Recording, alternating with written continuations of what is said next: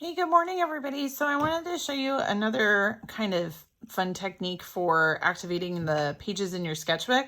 So this one, I've already activated the main page of the sketchbook. And then this yellow is actually paper that's layered on the top.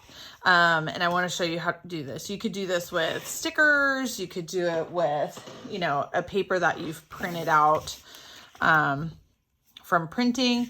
I happen to have I'm an art teacher, so I tend to make a lot of posters and whatnot. And a while ago, I made some posters using a Cricut, one of those little cutty machine things.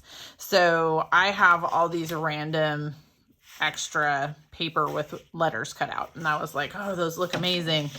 And what do I do with these? I don't want to throw them away because, I'm an art teacher. I never throw anything away. We teachers never throw anything away. But so what I'm going to actually do with this now, though, is since I kept these, they make some really interesting shapes when you cut it up, right? And when you add these together, they can kind of look like topographical maps, or they can kind of vaguely remind you of the lettering and stuff. So sometimes you'll be able to kind of see the lettering that inspired it. Sometimes it'll just be cool shapes, right? So if you have something that has lettering on it, you can cut it up and rearrange it however you want.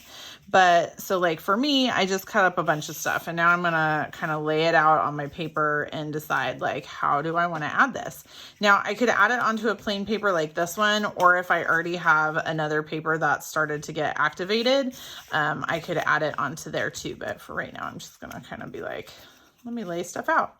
So these tend to look cooler if you can find areas where you can kind of overlap. And that's part of what makes them start to look like topographical maps, like maps of cities and stuff.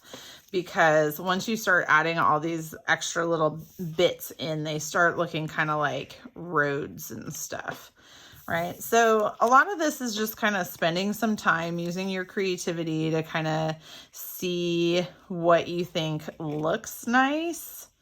And then you can always cut stuff up more. So if you get done with this and you're like, oh, I don't have enough pieces, and you want to add some more pieces on, or you're like, oh, well, there needs to be something right there, or this one's too big. You can cut it. It's not even a big deal, right? But once you kind of have it laid out the way you like, then I do, like I've said before, I have an extra paper, extra magazine, newspaper, just something to glue on top of. And so I will start taking one piece at a time, and I'll flip it over onto my gluey background, and then use lots of glue. Remember, we're not just doing the kindergarten X. We want to get this puppy super, super duper gluey. And then we're going to lay it on there, wipe off any extra glue, and do keep a paper towel or something next to you so you can,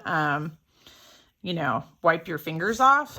But then lay that extra paper, magazine, whatever, and rub over the top to make sure that this is stuck really well, and that'll stay on there forever. So I would just continue the process one at a time, take it, flip it over, glue it, stick it on there, compress it really good with my hand. And by the time you filled the whole page, you have something that looks like this. All right, thanks everybody.